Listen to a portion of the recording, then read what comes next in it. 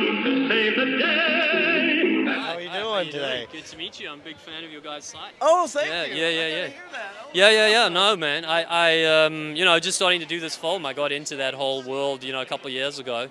Yeah. And sort of. Yeah. Well, I'm honored because I'm hearing just such wonderful things about this movie, and it's amazing what you're talking about. You're talking about something that's really relevant in this day and age. This whole discrimination, we just went through Prop 8 in California, which was hugely controversial. Are you feeling that? Was that the intention to kind of explore that side of politics or whatever?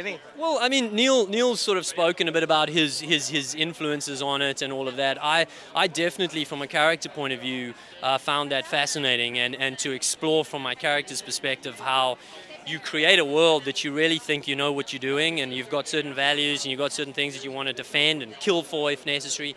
And, that's what man's been doing for like the last 50,000 years. So there's definitely some kind of evolutionary process going on, and I've always believed the best sci-fi stuff has some kind of deep-rooted human question, mythological question, where it's like Blade Runner, like who are we? Matrix had that as well, like that feeling of what's actually going on here, There's the popcorn element of, wow, it's really exciting, but if it does really well in like a Star Wars, obviously, where those real rooted elements in humanity and are there. So it was an awesome exploration of that. Nice. So how was it shooting this? I mean, how much did you work with Peter Jackson, or was he kind of did he step away while you guys were doing this? Peter was amazing, man. He's an artistic filmmaker, and so as a producer, he just let us do what we wanted to do. And Neill works in a similar way. Let me with the character. I mean, I improvised all my dialogue. It was like we would come to a scene as like these are the three things that kind of have to happen, and even that, as the story went, we changed, we tweaked.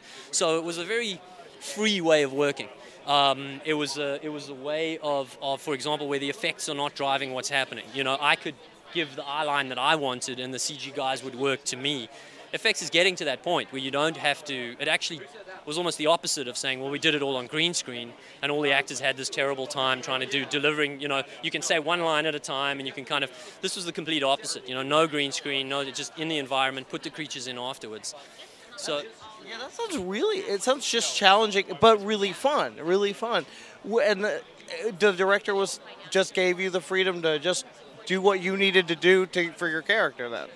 Yeah, totally. It was just, that type of way of working I think was really unique. There was, in the core with the DOP, Trent, he's made movies before. I'd worked behind the camera a lot, so everybody kind of has an idea of what was involved. So I understand continuity, I understand those things and where the camera is and all of that. So we could work in a flowing way because of the high level, super high level VFX guys, who were just watching, and I owned a visual effects company. I know visual effects, so I could kind of go, there's an awareness. Everybody has an awareness, and you're kind of moving like a sort of special forces team almost, where you trust each other in your areas.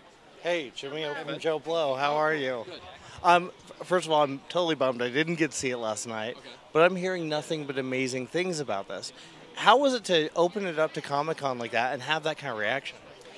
Oh, it was good. Yeah, no, it was really, really good. I mean, I've literally been working my ass off for 2 years just working on this film, and I've been in New Zealand, which is how Pete makes films. He's very disconnected from Hollywood if he wants to be down there. So I have been really unplugged, and I've only just gotten back to North America because I live in Vancouver. And so this has all happened extremely quickly. So showing the film last night to a group of people that seem to be really receptive to it is amazing, because it literally could have gone one of two ways, last night, and it seems to be good. So, yeah. Well, I'm hearing a lot about the idea of the robots being kind of discriminated against. It seems the aliens. Yeah, it seems so poetic and really fitting for these times. Was that ever going through your mind as you're making the film?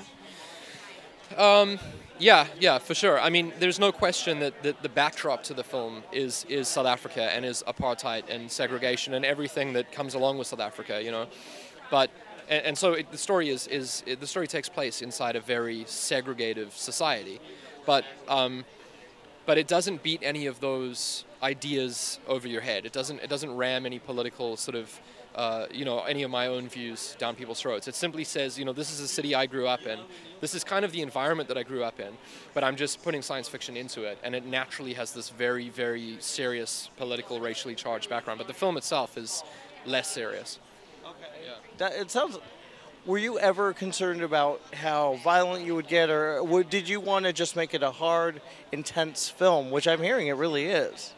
It is, but it's also, there's a lot of satire in it. There's a lot of sort of dark humor. So it's kind of a mixture of both. But there's no question that right from the get-go I knew it was R. I mean, it was just, because those are the kind of films I like. I just wanted to make something that there wouldn't be any limitations, you know.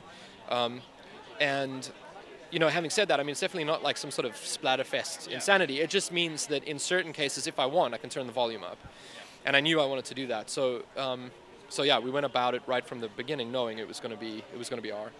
Now, obviously, you're talking about the low budget here for this film, which you've had immense experience with early in your earlier career. What was it like, kind of seeing someone go through what you did at that, you know, with this film? Well, that was it was fun because I was able to relate a lot to what Neill, you know, what was happening to Neill, and that in a way was my role on this project, was to say, look, I've been there, I've done this, I know what you're going to be going through, and here's some ideas, here's some tips, this will help you get through it. Because, you know, I wanted to listen to his ideas and figure out the movie that was in his head, and then just help him get that film made. And you know, and I, as you say, I have been there and done that in my early days. And now you're kind of going back to the world of The Hobbit too after this. I mean, it must be insane for you. How are you feeling with that? I was worried.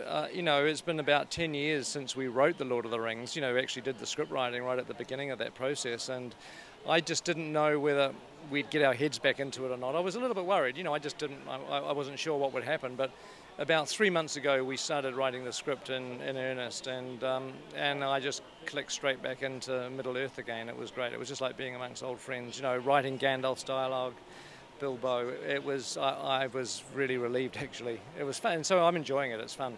Nice. Screenwriting is the least stressful part of the whole process, because you don't really have, you know, huge numbers of people breathing down your neck. You don't have to worry about the weather. You don't have budget issues particularly. You have a great deal of creative freedom when you're writing. The hard reality of making the movie kicks in later, but I love the writing process, so we're enjoying that with The Hobbit at the moment.